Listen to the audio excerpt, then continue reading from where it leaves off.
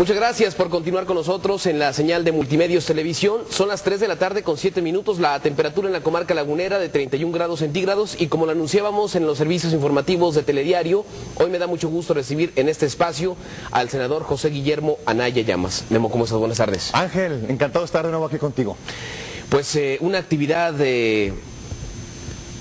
o me gustaría que lo evaluaras tú. ¿Cómo sientes estos años de encabezar una serie de esfuerzos para los coahuilenses dentro de la Cámara de Senadores del Congreso de la Unión, Memo? Fíjate que uno no se queda siempre satisfecho, siempre hay el sabor de que pudiste haber dado más, puedes dar más, y con ese sabor estoy el día de hoy porque a pesar de que las experiencias que he tenido como diputado local, como diputado federal y como alcalde de la ciudad de Torreón, me han servido muchísimo para que dentro del entorno del Senado de la República, que son sesiones martes, miércoles y jueves, allá en la Ciudad de México, y pareciera pues que estás en la lejanía, o no pareciera, estás en la lejanía.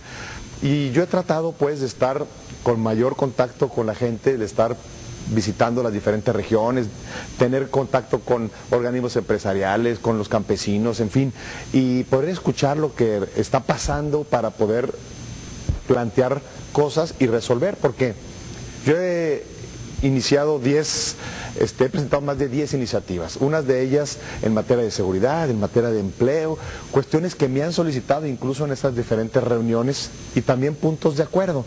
Y impactos nacionales, algunas de ellas, o impactos meramente regionales, como por ejemplo Piedras Negras, o Musquis, o aquí en la región Laguna, o para Saltillo, y otras que tienen un impacto nacional. Pero lo que yo he tratado de hacer, Ángel, con base en la experiencia que te digo, es no perder el contacto permanente con la ciudadanía, con los diferentes sectores, porque el sector empresarial tiene un problema, el sector del campo tiene otro problema. Si tú hablas con las madres de familia, tienen otro problema. Si tú hablas con las jefas de familia, madres solteras, tienen otro problema. Entonces, cuando estás en permanente contacto con ellas, pues puedes tratar de juntos presentar algo que resuelva su problema o que aminore su problema, ¿no? Pero pienso que esa actividad debe ser discriminada. Eso, la sectorización dentro del marco de un legislador debe ser como discriminada. Debes de hacer propuestas que beneficien a una masa. ¿Cuáles son estas que tú consideras que has impulsado durante tu gestión, Memo? Así es. Y yo te decía, por ejemplo, una masa puede ser a nivel nacional, que les impacte a todo, claro, a todo el país. Por ejemplo, en la época de crisis, cuando estábamos más fuerte la crisis que estábamos viviendo a nivel internacional, presenté un punto de acuerdo para solicitarle al Ejecutivo, al Presidente de la República, que implementara un programa emergente para que aquellos patrones que no despidieran a su planta laboral, se les hiciera una exención, un descuento en el cobro de cuotas obrero patronal del Instituto Mexicano del Seguro Social, de alrededor de un 20%, para incentivar a que los patrones no despidieran a gente, porque estaban pues habiendo mucha índice de desempleo en el país. Entonces fue aceptado, se hizo un descuento a todos los patrones para el pago de las cuotas obrero patronal del IMSS. Y bueno, pues esto, por ejemplo, fue un punto de acuerdo de impacto nacional. Pero, por ejemplo, otro de impacto regional a una comunidad en particular, a Piedras Negras o a Musquis. Por ejemplo, en Piedras Negras, en la época invernal en la cual estamos empezando, había un subsidio de alrededor del 10% para el pago del gas natural.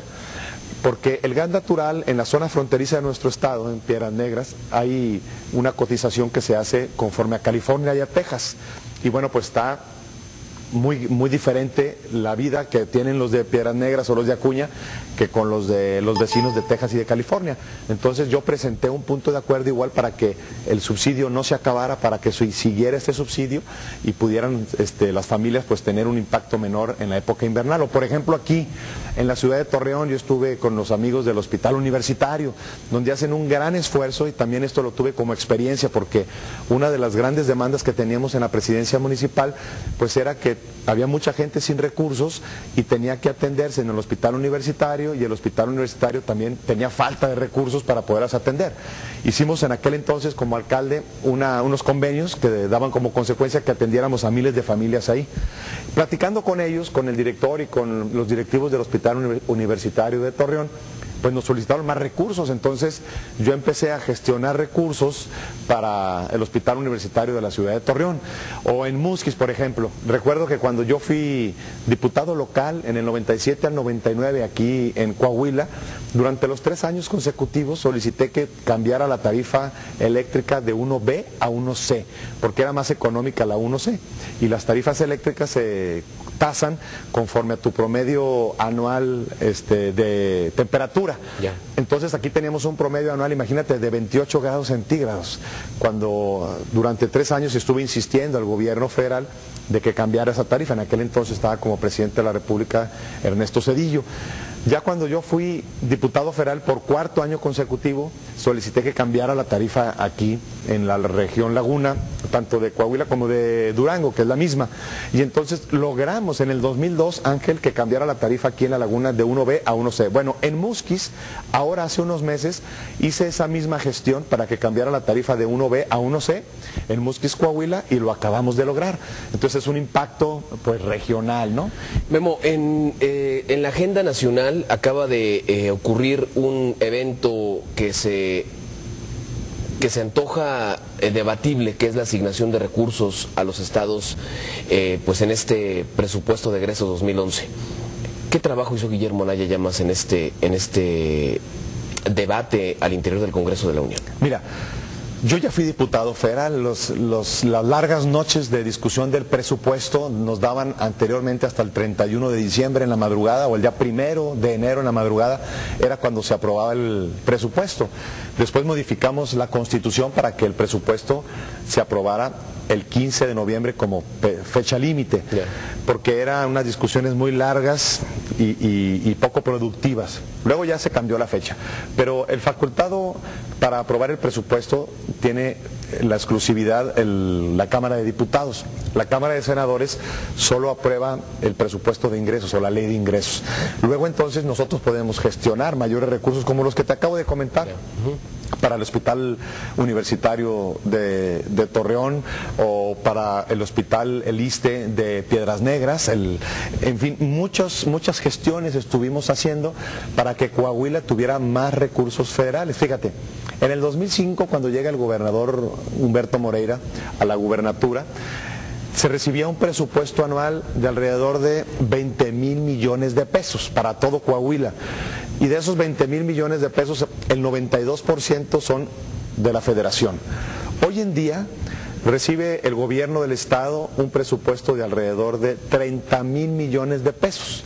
Esto quiere decir que año con año se ha venido aumentando el presupuesto en Coahuila, y este próximo año, en el 2011, no va a ser la excepción. Nos va a ir bien y vamos a tener más recursos. Presenté un punto de acuerdo también, Ángel, para que el gobierno del estado, el presupuesto de egreso que le llega de la federación, que van a ser alrededor de 34,000 millones de pesos, se distribuya equitativamente en todas las regiones, porque la región Laguna es una de las regiones más importantes del estado, si no es la más importante y la más poblada, pero no ha sido tratada, para mí, punto de vista, equitativamente. Por ejemplo, en el tema de salud, en el estado se pusieron ahora en estos años del gobierno de Moreira más de 200 camas. Sí. Para Coahuila, para Torreón no hubo una sola. Entonces por eso es que yo estoy solicitando más recursos para el hospital universitario, para que haya más infraestructura aquí en la Laguna, para que en Piedras Negras, en la región norte, también haya una mejor atención a la salud. Ya hay más de 63,000 familias que gozan del presupuesto de la federación con el programa de becas de oportunidades, el doble del sexenio anterior. Y hay más de 600,000 coahuilenses que gozan del sistema del seguro popular. Y que bueno, pues estos son recursos que tocamos puertas, porque los senadores no bajamos los recursos directamente, ni los ejercemos, pero sí tenemos pues la facultad y la obligación moral de tocar puertas en todos los niveles para sensibilizar a las autoridades y que volteen hacia Coahuila para que haya más recursos y se apliquen aquí. Ahora, la parte de los escenarios políticos en nuestro país ha cambiado, siento que este año, con la conformación de las alianzas, lo que platicábamos hoy por la mañana, esta idea de buscar a través de la conjunción de esfuerzos políticos una posición electoral. ¿Qué piensa Guillermo Anaya de esto? ¿Cómo lo defines, Memo? El buscar una posición. El hecho de que haya fuerzas políticas en nuestro país con distinta ideología, hablo particularmente del Partido Acción Nacional, del PRD, Convergencia y demás, que de pronto digan, bueno, pues ahora vamos a ir todos juntos rumbo a un proyecto común. ¿Cómo lo defines? ¿Hay espacio en la mente de Guillermo Anaya para concebir esta idea? Sin duda, mira, no solamente en mi mente, sino en el mundo entero. A lo largo de la historia te juntas para un objetivo determinado. En Chile, por ejemplo, en Chile hemos visto que ha habido alianzas estratégicas entre la izquierda o la derecha para derrumbar un régimen y para tener mejores condiciones de vida, y ha tenido resultados muy positivos en Chile. Pero bueno, por ejemplo... Pero ahora, ¿a quién quieren derrocar los partidos políticos? Bueno, si el presidente Calderón es emanado de tu partido. No, ahí te va. A eso voy. En Durango, estuve yo como delegado especial en Durango. Y yo estaba en el comité estatal en Durango y vi una foto que me llamó mucho la atención porque la vi el día después del 4 de julio, que fueron las elecciones pasadas. 3 días después, el miércoles, se convocó a una marcha de la victoria porque habíamos ganado las elecciones. Y si en el cierre de campaña hubo 15,000 personas, ese día que se convocó a la marcha de la victoria había 25,000. La marcha que más ha juntado gente en la capital, en Durango. Y ustedes fueron testigos de ello. Sí, por supuesto. Bueno, pues ese miércoles yo vi una fotografía que me llamó mucho la atención y que la tengo grabada. Que en los 80s, principios de los 90s, pero en los 80s, el licenciado Rodolfo Elizondo, entonces candidato a la gubernatura para el estado de Durango, hizo una gran alianza en los 80s, que era el PSUM en aquel entonces, el Partido Mexicano del Trabajo y algún otro partido de izquierda junto con Acción Nacional, y que tenían una manta muy grande con miles de gentes atrás de ellos que pedían el respeto a la elección y que pedían también el alto a los acosos que estaban teniendo por parte del gobierno. Y eso me llamó la atención porque después de prácticamente 20 años que se hizo esa marcha y esa alianza en Durango entre el Partido Acción Nacional y los partidos de izquierda, incluso partidos muy radicales como el PSUM en aquel entonces, no sé si te recuerdes. Y bueno, pues me remonté a aquellos años que era prácticamente lo mismo, donde habían robado urnas a mano armada. Pasó eso en Durango este 4 de julio, igual que hace 20 años, donde el Tribunal Electoral estaba controlado por el gobierno en el estado, todavía hoy, igual que hace 20 años que lo controlaban el gobierno del estado, las elecciones. Bueno, pero hay que aclarar que esta impugnación la resolvió primero el Tribunal Estatal y después se fue al federal. Así es, ¿no? Pero los acosos que teníamos, el robo de urnas en mano armada, que fue documentado, o sea, fue televisado incluso en muchos de ellos, o fotografías en muchos casos de ellos, la detención de más de 120 activistas en la capital de Durango, igual, salían las imágenes en la televisión, cómo en filita los iban deteniendo, los iban llevando y a las 10 de la noche los soltaron, aquí en Gómez Palacio igual. Y por eso se aliaron las diferentes fuerzas políticas para enfrentar a un régimen antidemocrático. Bueno, en Coahuila pasa exactamente lo mismo hoy en día que en Durango el día de ayer. ¿Por qué? ¿Y por qué te afirmo esto, Ángel? Porque el Instituto de Participación Ciudadana de Coahuila tiene muchos agravantes, uno de ellos la corrupción interna que se ha denunciado por parte de mismos consejeros del instituto, donde dicen hay una corrupción brutal dentro del consejo y no dan las cuentas a conocer, número uno. Número dos, ha sido público también. Estos no son dichos que yo estoy inventando, que se me están ocurriendo ahora mismo, Ángel, sino que han salido a la luz pública. También un mensaje entre un consejero del instituto que se supone debería representar a la sociedad, a los ciudadanos, y un representante del PRI,